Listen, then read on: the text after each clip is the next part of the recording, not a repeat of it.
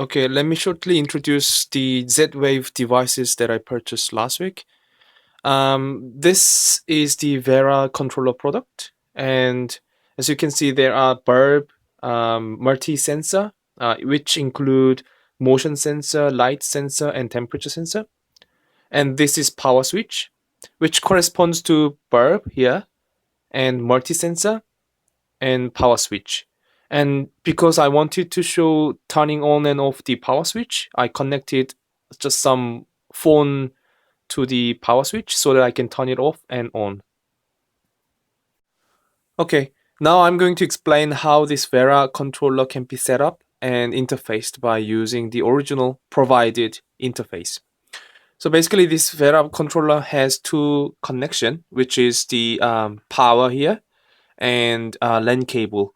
This LAN cable has to be connected to the router so that it can be set up it can be connected to the internet. And this is Vera Interface provided by their company. So basically, as you can see, the URL indicates the local address of the controller, and you can see some interface here: dashboard, device, and camera, and scenes. So basically, I added I added this device into the interface here already. So if you turn on the light, so I will keep distance so that you can see. If I turn off, and this turn off. So if I turn off on the power, yep, power switch, you can see that the power switch is turning on. And then if I turn off, yep, it's disconnected. So basically, what you can do is you can add device into this dashboard, and then you can control control manually, basically. And they also provide some kind of feature called scenes. Scenes is basically so for example, if I want to add one scene, scene is nothing more than what the trigger. You define the trigger, you define the action. Where is it? Yep. So you click something, and then yep, as you can see, some sensor triggers what and delays and those kind of simple chain reactions you can define.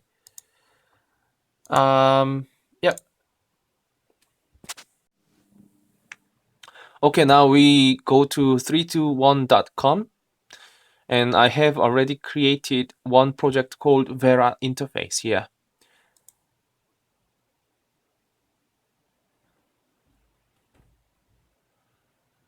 So inside the project, I have already created a number of blocks. Each block controls the devices here.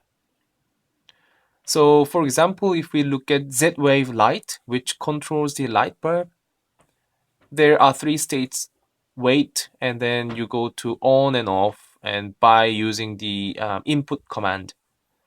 And then if you look at the associated algorithm, then it contains making the HTTP query and sending it to the Wi-Fi network. So basically, this needs the Wi-Fi library. So if I show you, so basically there are different sensors and devices. So for example, Z-Wave motion detector, Z-Wave light, Z-Wave power. So if I use them in one composite function block here, so I have already created one project. This has three components: motion sensor, which triggers turning on and off the light, and turning on and off the power. Power means power switch. And check one means that request this motion detector to poll on the status of the sensor value for every 5 seconds. So this is the controller address, and then this is the device ID. Device ID can be found from the Vera interface here. And then if I go into advanced feature, then it shows the ID of each product. So I can use this ID here. So go back to, yeah. Okay. Now I'm going to deploy the function block into the Pi here. And yep, so I go to the Pi and run the Python script here. And then on the website, I go to deploy, and then Vera so it will deploy the program onto the Pi. Wait a minute. Yeah, this caused some error because the makefile is has to be adjusted, has to be modified. So let me just quickly.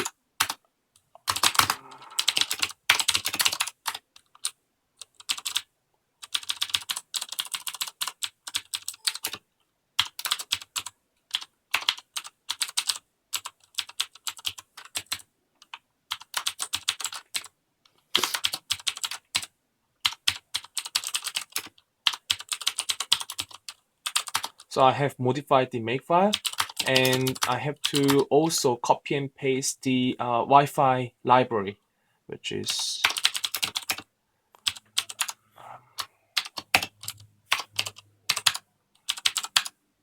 yep. So if I compile this,